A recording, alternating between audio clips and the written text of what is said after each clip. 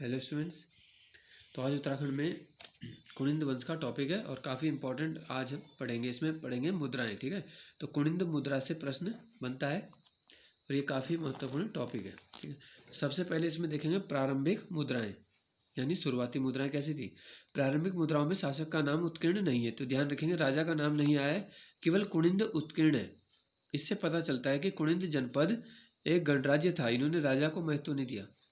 यानी शुरुआती अवस्था में इन मुद्राओं की लिपि क्या है, ब्राह्मी है। तो प्रारंभिक कुनिंद मुद्रा की बात हो रही है, ठीक है, ब्राह्मी है।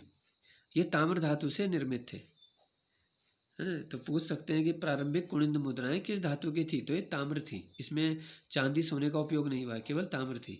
मुद्राओं में कादस्य शब्द भी मिला है। कनिंघम और एलन नामक विद्वानों ने क्या बताया, इन्होंने कहा कि काद का अर्थ है जन। ठीक है, तो इन मुद्राओं के अग्रभाग में बोधि वृक्ष मिला है, त्रिरत्न मिला है, और पृष्ठ यानी पीछे के भाग में क्या है, फैलती हुई सूर्य की किरणें उत्कीर्ण है। ठीक है, तो ये तो बात होगी प्रारंभिक कुनिंद मुद्राओं की। इसके बाद आता है देखो परवर्ती कुनिंद मुद्रा, यानी बाद वाली कुनिंद मुद्राएं। तो ये मुद्राएं खरोष्ठी और ब्राह्मी लिपि में उत्कीर्ण है। ये रजत और ताम्र की है। तो देखो पहले वाली केवल ताम्र की थी, अब क्या है, रजत और ताम्र है। और पहली वाली मुद्राओं में राजाओं के नाम नहीं थे, लेकिन इसमें है, इनमें शासकों के नाम है। ठीक है, परवर्ती मुद्रा में ये मुद्राएं कुनिंद शासन के चरमोत्कर्ष को प्रदर्शित करती हैं, यानी कुनिंद शासन कैसे चरम पे पहुंचा उसके बारे में जानकारी देती है परवर्ती कुनिंद मुद्रा। विशेष रूप से जो अमोघ भूति की प्रचलित मुद्राएं थी, तो अमोघ भूति सबसे शक्तिशाली और महान राजा वे कुनिंदों के। परवर्ती जो कुनिंद मुद्रा हुई वो 3 प्रकार की है। ठीक है, अब देखो सबसे पहली है अमोघ भूति प्रकार की मुद्रा। तो अमोघ भूति अपने आप में इतना महत्वपूर्ण है कि उसके प्रकार की, उसके नाम से एक मुद्राओं का ही प्रकार है, अमोघ भूति प्रकार की मुद्राएं। इनकी बात कर रहे हैं हम। ये मुद्राएं अमोघ भूति ने जारी की, इसलिए उनके नाम से हैं। ये रजत और ताम्र की हैं, ध्यान रखेंगे। इनकी लिपि क्या है, खरोष्ठी और ब्राह्मी का प्रयोग किया गया है। और इस प्रकार की मुद्राओं में जो नाम मिला है देखो, रज कुनिंदस अमोघ भूतिस महारजस। ठीक है, तो अमोघ भूति का नाम इन मुद्राओं में मिला है, इसीलिए हमें पता चला कि अमोघ भूति ने जारी की। ठीक है, और इन मुद्राओं का जो वजन माना गया तो 31 से 38 ग्रेन वजन की थी ये रजत मुद्राएं। ठीक है, रजत यानी चांदी महंगी धातु है, इसलिए इनका वजन कम रखा गया था। तांबे की मुद्राओं का वजन ज़्यादा था। ठीक है, देख लेते हैं। ताम्र मुद्रा जो थी वो 95 से 252 ग्रेन वजन की है। अमोघ भूति मुद्रा में नारी मिला है, नारी का चित्र आया है, मृग का आया है, स्वास्तिक है, चक्र है, नाग, चैत्य, वेदिका, नंदी को दिखाया गया। ठीक है, और अमोघ भूति प्रकार की मुद्राओं में एक और विशेषता क्या है, इन पर यूनानी प्रभाव भी दिखता है। अगला प्रकार है अल्मोड़ा प्रकार की मुद्राएं। तो ये अल्मोड़ा से मिली है, इसलिए नाम है अल्मोड़ा प्रकार की मुद्राएं। सर्वाधिक अल्मोड़ा जिले से मिली है। ये तांबे की हैं, ठीक है, ताम्र है, और 119 से 327 ग्रेन वजन की है। इतना डीप तो देखो जल्दी से पूछते नहीं, पर फिर भी कभी पूछ सकते हैं। ठीक है, किस प्रकार की मुद्राओं का वजन कितना था, तो 119 से 327 ग्रेन आकलन किया गया है वजन का। अगला देखो अल्मोड़ा मुद्राएं शिवदत्त, इनके नाम मिले देखो राजाओं के, शिवदत्त, शिवपालित और हरिदत्त। तो ये नायब तहसीलदार परीक्षा में प्रश्न आ चुका है।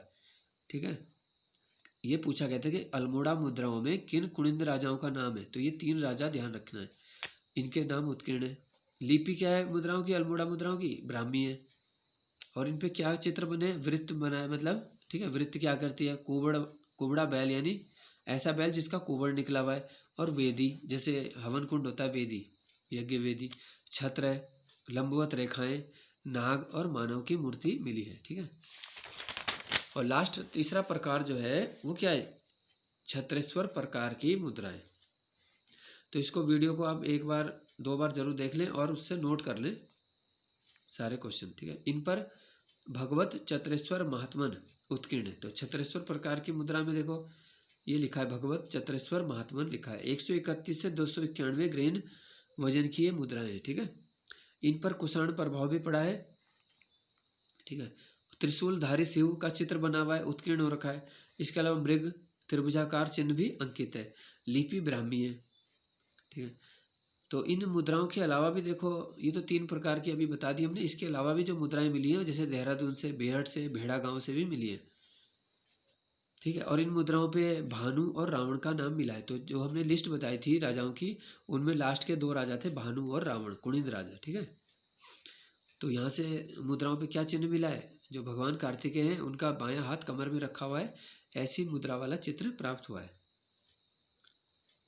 अब लास्ट पॉइंट में हम देख लेते हैं कुनिंद मुद्राओं की विशेषताएं एक बार दोबारा से। देखो, मुद्राओं पर, बाद की मुद्राओं पर राजाओं के नाम आए हैं, ताम्र और रजत धातु का प्रयोग अधिक हुआ है, ब्राह्मी और खरोष्ठी लिपि का हुआ है, यवन और कुषाण का प्रभाव मुद्राओं पर पड़ा है, शैव धर्म का प्रभाव पड़ा है क्योंकि ज़्यादातर राजा शिव के उपासक थे, बौद्ध प्रभाव पड़ा है क्योंकि चैत्य का चित्र मिल रहा है, ठीक है, और सामान्य कला सौंदर्य, मतलब कला बहुत ज़्यादा सुंदर नहीं थी, सामान्य लिखा इसलिए, है ना। तो ये जो मुद्राएं थी बहुत ज़्यादा सौंदर्य के, है ना, प्रतीक नहीं थी, ये भी ध्यान रखना है।